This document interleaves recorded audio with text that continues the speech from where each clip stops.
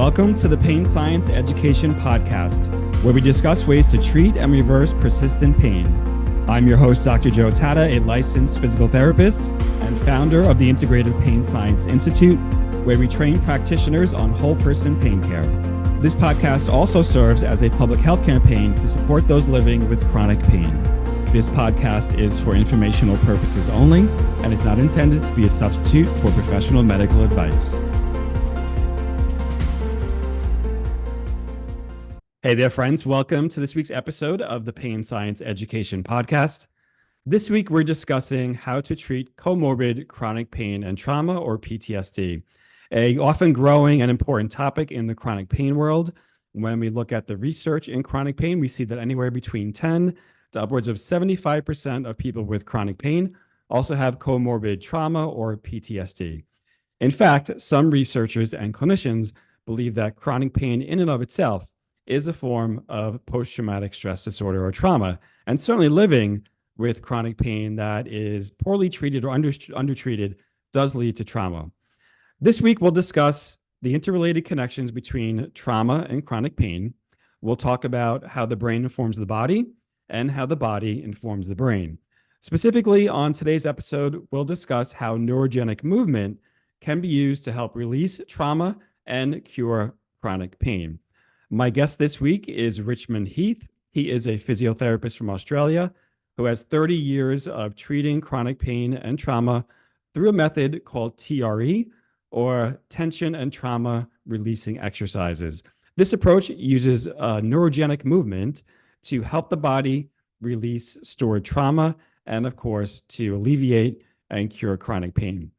On this week's episode, we'll discuss the neuroscientific basis or the interconnectedness between chronic pain and trauma. We'll discuss the research behind neurogenic movement and how you can take some steps in applying this in your clinical practice or at home if you're someone looking for symptomatic relief. Okay, without further ado, let's begin and let's meet Richmond Heath. Hey there, Richmond. Thanks for joining me this week on the podcast. It's great to have you here. Yeah, thanks, Joe. It's been a while to get organized, but we finally made it. Yeah, I'm excited to talk about all the things pain, trauma, neurogenic movement, using movement to heal stress-related conditions, let's just call them that, right? I think a good place to probably start, because we're going to be talking about lots of different conditions, but oftentimes these conditions have symptoms that overlap and can seem very similar. A good place to probably begin is, can you talk to us a little bit about the interconnectedness or similarities between something like chronic pain, which we often speak about on this podcast, and PTSD, or what we know as trauma? Yeah. So, I mean, the first thing is the context is in our Western medical model, we tend to have split these two things apart. Pain is something that, physical therapists, physios or whatever deal with, and trauma is something that mental health people deal with. So that creates this real disparity between the research and the knowledge base. But one way I like to talk about it, Joe, is that trauma is a verb now, and pain, for me, pain is a verb as well. And what I mean by that is that what we call trauma or unresolved trauma, we often define it in the mental health world by the external experience. PTSD, you need to have a life or death threat.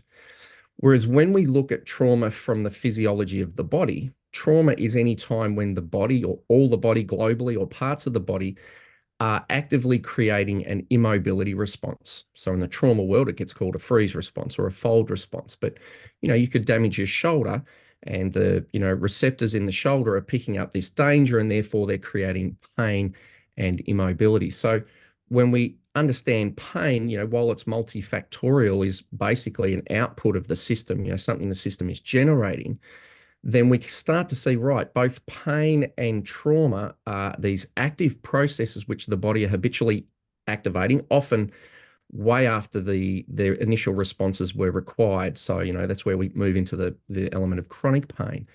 And so I like to also use the example, if you've got a trauma history where you've been bitten by a black dog as a young child, and you've got unresolved trauma around dogs, well, someone can bring you in a fluffy white puppy and your body will generate a flight response. We'll say, I've got anxiety, but basically the body's generating that flight response in the moment. And with pain, it's very much similar, that even if, the injury happened weeks, months, years ago, And movement now is associated with danger. And so there's these active processes that are happening in the moment. Pain, I like to explain, for me, pain's not a noun. It's not something that's in there and stuck in the system.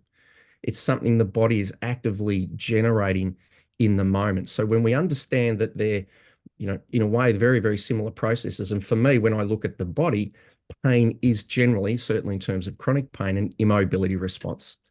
So over years of exploring this and working with it, I would basically say, look, pain is a trauma response, Mm. but we often don't look at it from that angle because of that split between the mind and body.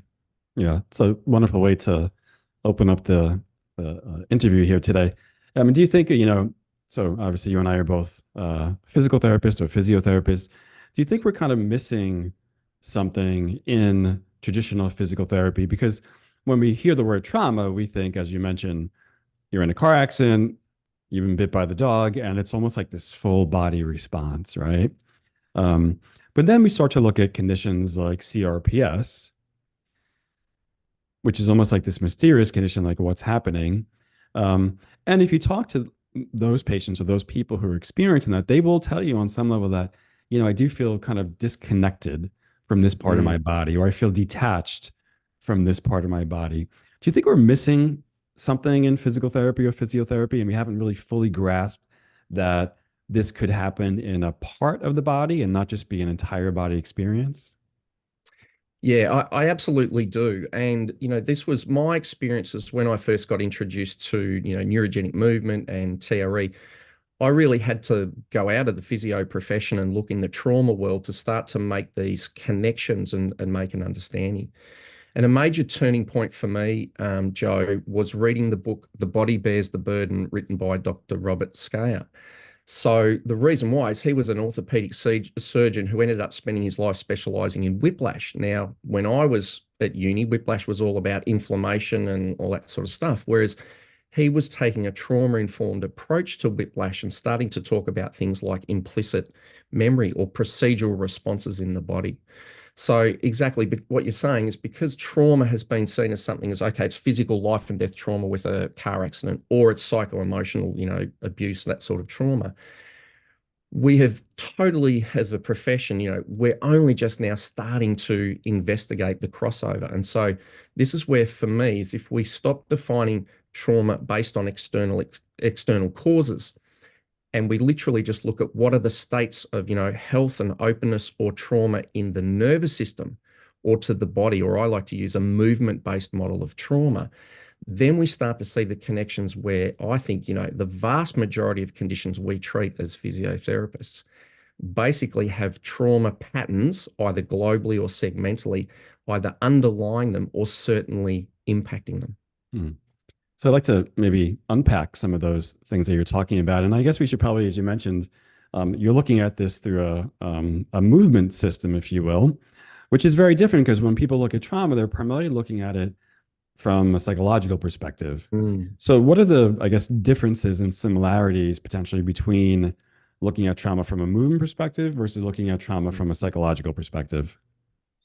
Yeah, look, they're absolutely sort of massive, but I also think really fundamental, because ultimately our stress and trauma response is first and foremost about movement, either the generation of movement in the fight or flight sympathetic arousal, or the containment or the inhibition of movement in a dorsal vagal parasympathetic model. So this is where polyvagal theory and having these three states of the autonomic nervous system, which of course you can't separate that from the somatic movement system, is so critical. And we don't, in the physio world, a lot of us don't know about polyvagal theory, or it's not part of our model. But the body responds at a neuromuscular level before we even have the psycho-emotional response. So if we just start from that foundation, if a car backfires or a bomb goes off, our bodies respond instantly before we're even having the experience of the emotion. So when we recognize that all of our stress or trauma responses, or I like to use the term defensive responses or self-protective responses, so we don't think about it in terms of life and death psycho-emotional trauma, we're just going, right, a protective or defensive response in the physiology of the body, they're first and foremost about generating movement or containing it. So when we look at it from the physiology of the body, it doesn't matter whether, I'm worried about an abusive partner, or whether I'm worried about my child being bullied at school, or I'm worried about running out of money, or I'm worried about a car that's coming towards me in an accident, at a physiological level, the body is still always responding the same way in terms of at a neuromuscular level. The muscles either can brace, they can generate movement, they can brace, or they can collapse and inhibit. And this is, as I say, when we start to look at this from a movement model, we stop globalizing trauma in psycho-emotional terms, and we might go, right, you've had a micro tear to your, supraspinatus tendon. That part of the body, that segment, can be generating its own little immobility, disconnection response. And you did touch upon those people with, chronic regional pain, where a big factor that's often overlooked is that part of our trauma immobility response is to disconnect from the body. I mean, that's the protective mechanism, in an evolutionary sense. If I'm about to get eaten to death by the proverbial saber-toothed tiger, I don't want to feel it. So in those states, initially in fight or flight, we get pumped full of adrenaline that generates movement.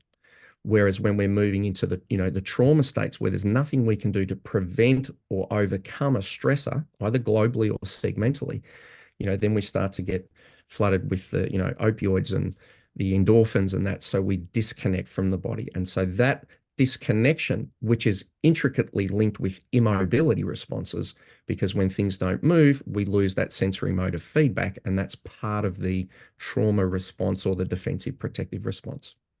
Yeah, I think it's so important to bring that sensory motor aspect into the care of pain and or trauma, because right now it's really kind of caught up in the cognitive emotional piece, and that's important, right? When I look at pain, I think there's a sensory motor and a cognitive emotional piece to the entire sequelae, whether it's acute pain and or chronic pain.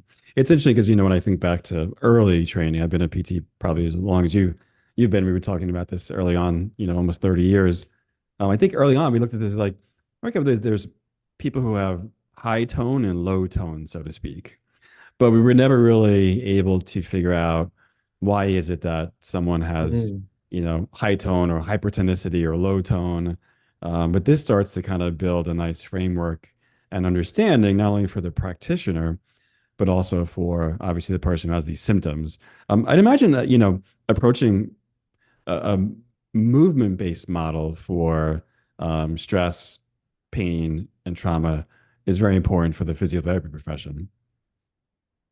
Yeah, absolutely. I think it's a real, new frontier for us to move into. And exactly what you're saying there, where when we look at the neuromuscular system and the body, if it wants to inhibit or stop movement, it can either go into a hypertonic in the trauma world that we call a freeze response, where the body literally, goes into rigidity.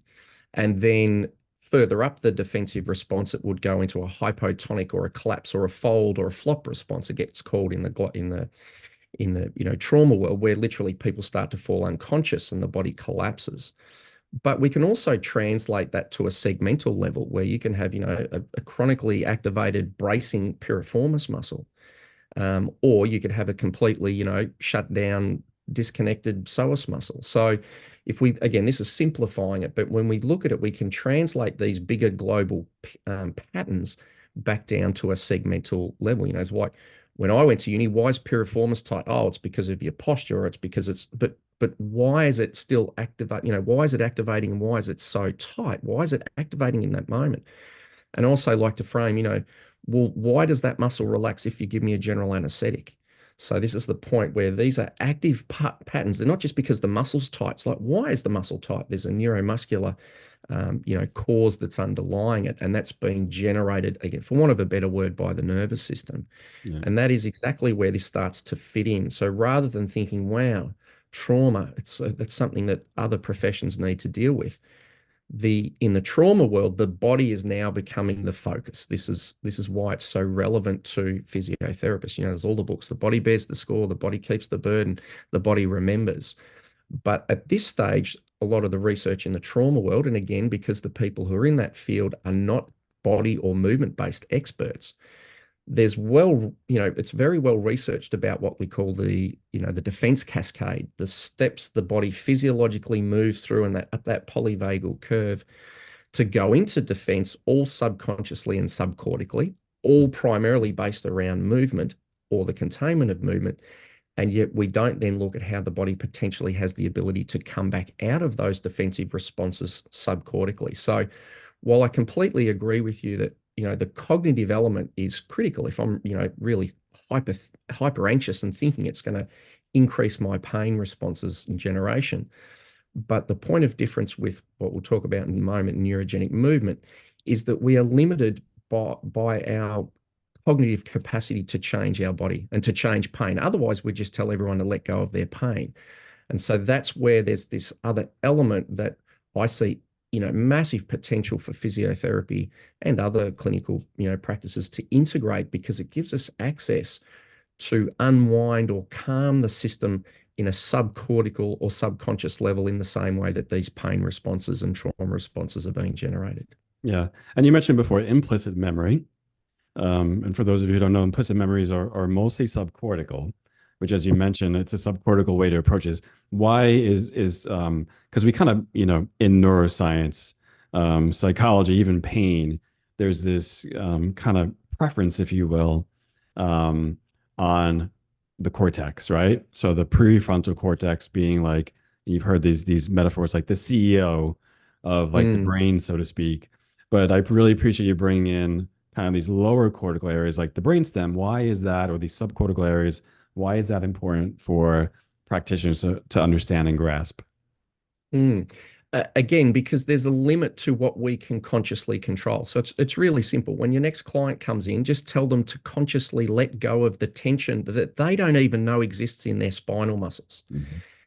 When someone's frightened, just say, hey, calm down. It's not, this fluffy white puppy is not dangerous. Calm down. So it's really obvious that we have a limitation to what we can cognitively control in the body. Now, if you spend your whole life, meditating and becoming a yogi, you may be able to control your heart rate and pain responses and all that sort of stuff, but it's going to take 30 or 40 years. And again, it's still going to have its limitations. And this is where the trauma field is so useful to understand. And, the reason people come to us as clinicians is because they can't cognitively choose to change their condition. Otherwise, they would never see. So we're starting from a fundamental foundational level that what we are working with is, symptoms, but also conditions, again, from my opinion, things that are being actively generated by the body subcortically.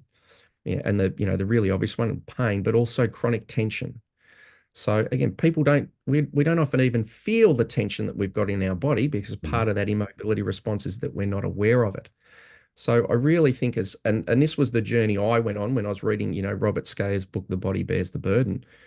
And one of the reasons I love that book is he lists a whole range of sort of musculoskeletal conditions. And he explains it. Well, this is how that implicit memory is working. This is the implicit memory of the piriformis is chronically activated. It's an implicit or a procedural response in the moment. So when we take that bigger trauma-informed view, not about life and death trauma, but about the way that the body responds in creating or inhibiting movement, then anyone who's working in the musculoskeletal field will start to say, wow, underlying the vast majority of processes and conditions that we're working with are these procedural memories. And that's why working with neurogenic movement as a procedural response or a subcortically generated movement is such a significant point of difference to doing cognitively directed movement. But the same with relaxation. So if I lie down, I say, look, just relax your shoulders. There's a limit to how much we can physiologically relax, but the body, because it's creating and generating that tension subcortically, also has the capacity to subcortically release that or rebalance or reorganize that tension as well. Yeah, it's a good point. Logic has its limitations, right? Yeah. Absolutely.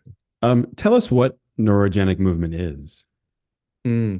So look, neurogenic movement, or the term neurogenic, is kind of a common man's use for the term because we don't have an official sort of definition for it. And we use the term neurogenic just to mean that the nervous system, and it's not quite accurate, but it works well enough, that the nervous system is generating the movement rather than me doing it cognitively. So simple examples might be, if you've ever seen or you've been public speaking, you've seen someone's hands shaking. Now, the hands shaking there that movement's not being generated because of muscle fatigue, but the nervous system is generating the movement without any muscular load. Very different, perhaps, from, say, if you've got someone doing a plank or doing a maximum contraction, where that postural fatigue or the muscles starting to shake because we're volitionally trying to create movement. And so neurogenic is just this term of saying that the body has the capacity to generate the movement spontaneously without having any element of me doing it volitionally. I sometimes use the term autogenic just to sort of outline that it's not necessarily only the nervous system that's generating them, but it's being involved. So, common examples, like I say, somebody's hands shaking when we're public speaking, we might see that. Now, we would say, oh, that's anxiety, isn't it? But that shaking is not helping the body to fight or flee. It's a recovery response or a down regulation response. Another example might be if you come across someone after a car accident, or listeners might have had shock or a car accident. We start to shake and tremble now in our Western culture. We've all been told that's a symptom of shock. So if someone's shaking on the side of the road, you're going to get a blanket. You think they're cold. You're going to try and calm that down. But again, that shaking and tremoring, that movement is not part of fight or flight or the freeze response. It's how the body is down regulating and coming back out of shock. So, people often think, oh, my hands are shaking. It's because of the adrenaline. The adrenaline doesn't make your hands shake. The adrenaline is there to mobilize the system and generate movement. Mm-hmm. However, when we're in recovery mode, the body does then start to shake and tremble to use up that adrenaline and down regulate it. So in a nutshell, the way most of us experience or think of or are aware of neurogenic movement is it's this recovery response. It's the second half of the stress or the trauma curve. It's nothing to do with stress and trauma. It's a recovery response. And anyone who's ever, owns dogs and have seen dogs shaking in a thunderstorm, the question I always ask people is, rather than saying, why is the dog shaking? Oh, because it's anxious, is to actually ask a better question, which is, what is that shaking and trembling actually trying to achieve for that body?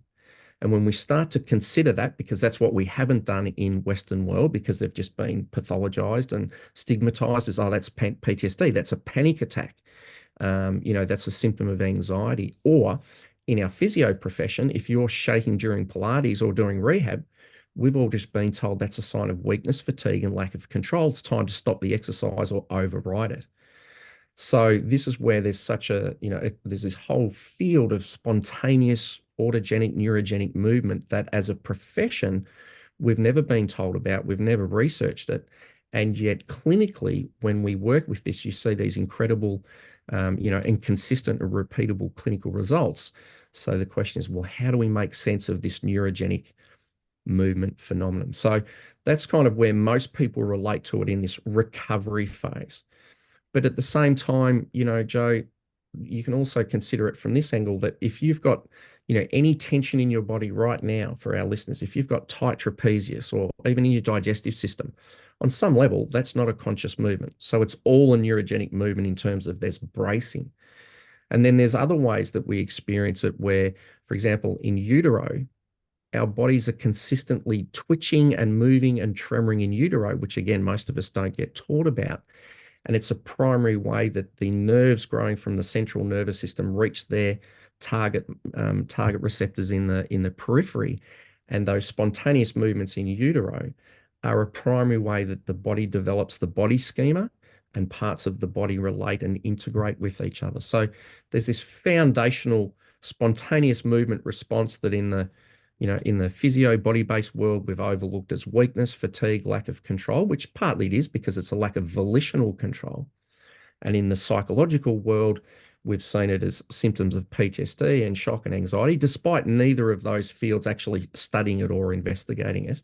And when one of the first research articles was done on TRE in this movement, it was defined as non-classified therapeutic tremors, because there was no term for it in the literature, because we just completely overlooked it. That's great. So we can have neurogenic movements that are adaptive and are linked to kind of recovery or resilience, or we can have neurogenic movement that is in some way maladaptive and linked to burgeoning symptom and pathology, so to speak.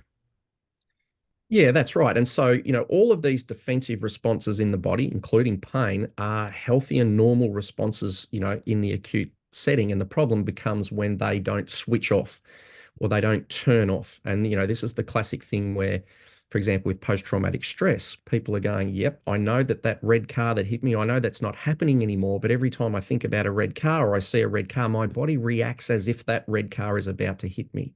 Yes. So this is the same sort of thing with pain, where the initial defensive responses may be really adaptive and healthy, but when they don't complete or switch off or turn off, that's when they're starting to be chronically activated. And then that starts to lead to the sort of secondary conditions that that people turn up with. So yeah, you might have a completely frozen lower back for a couple of weeks, and that's fine.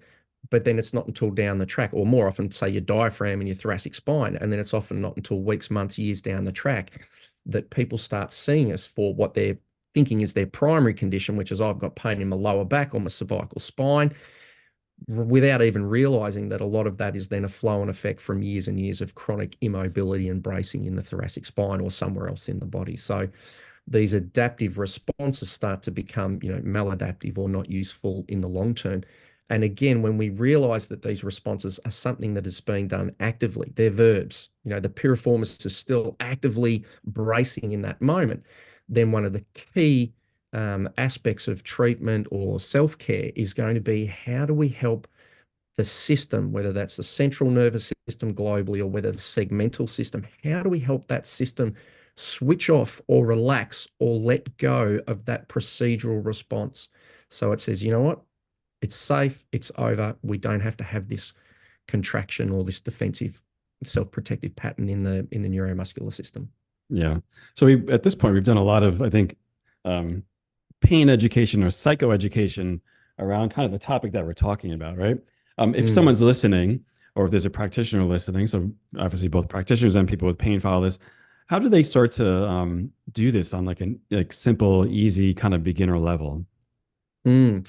So look, there are people around the world, and just to explain, my background is working in something called TRE, which was originally developed called tension and trauma release exercises. That was the original naming.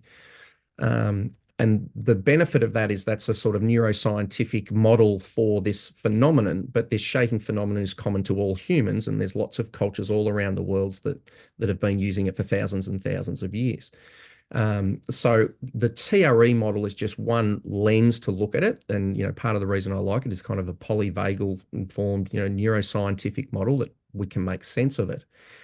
So there are TRE providers all around the world, I think in more than 80 countries. But if you're someone listening and you want to investigate this, then, I would recommend you do my free online course that during COVID, when I couldn't work, I created a online course that has 3 sessions. So you can go in there and get a little bit of the theory and have guided sessions. There's a screening tool in there. So if you've got a major, history of major trauma, or if you've got major, medical or physical or mental health conditions, then you'll be directed to go and learn with a provider where you can learn in a sort of controlled therapeutic environment, at least initially. But the vast majority of people, Joe, are able to learn how to access this tremor mechanism, for want of a better word, and learn how to self-regulate it so they can use it. Because on one level, this is not a modality or a technique, because what we're doing is accessing a natural recovery response that's inside every single one of us. So it's a little bit like, if you know the benefit of crying or laughing to release the diaphragm, it'd be like saying, well, go and do this technique. It's called crying. You're like, oh, okay, right. So there may be different ways to access crying or do it. So this is the same thing with the spontaneous movement, rather than thinking, hey, this is some new technique or some new thing. It's been described as the oldest medicine in the world, because mammals and humans have evolved with this natural movement response. It's just that in our Western culture, we've stigmatized it and locked it down. Whereas if you're in a different culture, they might be identifying people who have the ability to allow their body to shake and tremor. So long answer, but short answer is, there's my free online course, which is at trecourse.com. People can go away and guided 3 sessions and actually learn it and start using it for themselves. Yeah, and I imagine some people and practitioners as well probably stumble on this in some way and realize, oh, actually, I don't know, I had my patient in a modified bridge position, and I noticed they were shaking, but they said they were fine, they were safe, and when the exercise was done, they felt like this sense of release or a calm come over them. Do people come in and they say, "Oh, I'm actually doing some of this already, but I need kind of further, want to go deeper, so to speak. Yeah, so it's really common because it's a natural phenomenon. Lots of people will say, "Oh, hang on, I know this response. This happens all the time when I'm in yoga or I'm in Pilates. I always thought that was just weakness." Or they say, "Yeah, when I'm public speaking, my hands are shaking." So part of the joy for me in the work that I and my colleagues do is that we're not really teaching people anything new. We're just giving them a reframe about something that many of them experience. So, there could be practitioners where you're treating someone on the table and their body starts to shake and tremble, or, doing rehab exercises. You might see little quivers in the, VMO or something when people are doing knee work, or like you say, Pilates is a really, really common one. And, for me, this is where when I first got introduced to it, I'd been teaching Pilates pretty much full time for about 4 or 5 years. And then all of a sudden, this became hugely exciting because when someone was on the reformer or on the trap table and their body started to shake or tremor, now I knew that their body was starting to reorganize tension patterns that were subcortical and below what we could ever work with cognitively. So it doesn't replace anything that we're doing, but it gives us a true bottom-up entry point to reorganize the neuromuscular system in a way that we can't do cognitively.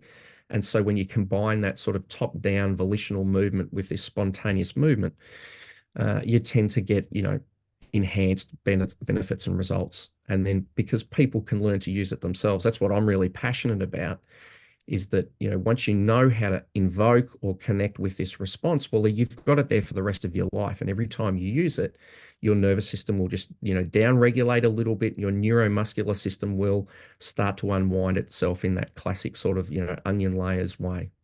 Yeah, it's interesting to think about and consider because there's a number of large-scale systematic reviews on exercise and trauma, and we're starting to trend toward potentially higher intensity levels of exercise, or potentially more therapeutic, or people gain more of a benefit, both Mm. obviously physically and psycho-emotionally. I'm wondering if you think that, beyond the physical, that maybe what's happening is that someone's exercising at these higher intensity levels, is they're maybe tapping into some type of neurogenic movement, and that's not like the exercise being enhancing someone's physical capacity per se. Mm. So Look, I there's don't a therapeutic, um, affect. right, of a higher intensity exercise on the nervous system and neurogenic movement specifically. Yeah, well, I don't know enough about that particular research, but what I would say is that if you've got muscles that are chronically tight and activated at a baseline level, that we can't just consciously choose to relax them. And it's kind of a bit of a paradox. We can generally still choose to activate them even more. So, if you've got that chronically tight piriformis that won't let go, just like any kind of hold relax technique or high intensity, the more you activate it and generate and, use up the energy there, or the more it's more likely to let go and relax afterwards. So that's a really common thing. And the same thing's true of the nervous system. There's another book called Shaking Medicine by a guy, Bradford Keeney, that looks at the use of, spontaneous movement in a whole range of different cultures. And he makes a great point in there where he says, in the Western world, what we've done is we've brought over the relaxation response in the last 20 or 30 years from the, Eastern world. So it's all about mindfulness and calming down the system. But he makes the point that in terms of getting to calmness, we need to have the full cycle, which is the arousal response first. So, when people are drumming and dancing and activating the system so that then it bounces back and calms down afterwards. So I think there's probably a factor there. The original research PhD done by the TRE founder, Dr. David Berceli, what he did was compared the people doing a whole set of exercises like sort of basic stretching and muscle activation and wall sits, so reasonable intensity. And he compared people who had anxiety just doing the exercises with people who had anxiety who did the exercises and then allowed the spontaneous tremoring to occur afterwards. And of course, what he showed was doing the exercises had a significant effect on reducing anxiety. But people who were then adding in the neurogenic or spontaneous movement on top of that had an even far greater reduction in their levels of anxiety. So yeah, I definitely think that doing the intense exercise will be having a certain effect, but it's certainly in the clinical setting and anecdotally with millions of people who are using this around the world, there seems to be a far greater effect in terms of down regulating the system, whether it's neuromuscular tension or whether it's pain. And, that's kind of just that's an action research reality that we're all seeing. And I see it in the clinic. I've taught more than 5,000 people. You see these, you can assess these, instant impacts. And we're kind of, rather than a lot of the physio world where we do the science and then we roll out the teaching, this is a little bit the other way, literally, because it's a bottom-up process. It's not top-down and cognitive-led, even, on an individual movement level. But there is this phenomenon that exists, and we need to be then, well, how do we make sense of it? Because it's undeniable, when we see it and the clinical effects it has. Where do you see this fitting in with the psychologically informed practice movement in physiotherapy and other professions as well? Yeah, so I think it absolutely fits in there. But again, I wouldn't like to frame it saying, look, this is all about psychologically informed, because it takes it back into psychology. I think it really fits in three key areas in the physio world. And the first one is understanding that these trauma, immobility, protective, defensive responses are, as I say, underlying or impacting just about every neuromuscular condition that we see. So I just think this, in future years, 20 or 30 years, this will just be mandatory. We will understand and know, and there'll be research, and we'll say, look, this makes sense. This is the model. So it definitely fits in there. I also think there's a huge role for the physiotherapy profession to play in trauma recovery and prevention, because one of the beauties of learning about this spontaneous movement before the next bushfire or the next emergency is not only then, if it spontaneously starts to arise, can you use it and you won't suppress it and inhibit it and prevent the recovery response, but because it's body-based. And one of the beauties of working with this approach is we bypass the cognition and the story and the emotion. So, that is right in the wheelhouse of physiotherapists, because we're experts in the body and movement. So I see a huge element there. Sports performance and recovery is an area where it's really exploding. There's elite athletes all around the world, but in Australia, Olympians, AFL footballers, elite soldiers that are using this to enhance their recovery. And then the other big one really, Joe, I think, is in the wellness space, where traditionally, as physios, we're treating pathology, and there's still a huge need for that. But the idea of training people how to use their movement system and their body system to actually build neurophysiological resilience in their system, to pre-train their capacity to recover, whether that's from, I sprained my ankle, and then when I tremored, my, ankle started to vibrate and shake, or whether I had a global stress or trauma and a bushfire and my body started to shake. I see it's, a huge area of massive potential impact for people, and especially when we consider how empowering this process is. So it's not dependent on, you have to come and see me. I can educate you. I can teach you how to use the tremor mechanism, and then you've got that for the rest of your life as a self-care resource. Yeah, and obviously resourcing individuals with simple and effective tools is one of the things that we focus on here on the Pain Science Education podcast. I think that a lot of these tools are relatively simple and easy for people to use. They just have to we have to obviously advocate and make them more accessible for people. Richmond, it's great speaking with you today. Let our viewers and listeners know how they can learn more about you and follow your work. Yeah, great. So the website to find me is just treaustralia.com. And to access that free online course is just trecourse.com. And for your listeners, it's a great resource. And if you're a clinician, please share that with your clients as you deem appropriate. Great. I want to thank everyone for tuning in today and listening to the Pain Science Education podcast to learn more about TRE and neurogenic movement and how it relates to healing chronic pain and trauma. Please make sure to share this episode with your friends and family on Facebook, LinkedIn, Twitter, X, wherever anyone is talking about the treatment of chronic pain and trauma. I'm Dr. Joe Tatta. Thanks for joining me, and we'll see you next week. Thank you for listening to the Pain Science Education podcast. To subscribe to the podcast and learn more, visit integrativepainscienceinstitute.com. That's integrativepainscienceinstitute.com. Sign up to receive weekly updates and learn about our continuing education courses. If you enjoyed this episode, leave us a review on your favorite podcast platform and share this episode with your friends. Please join us next week as we share more science-backed solutions for treating and reversing chronic and persistent pain.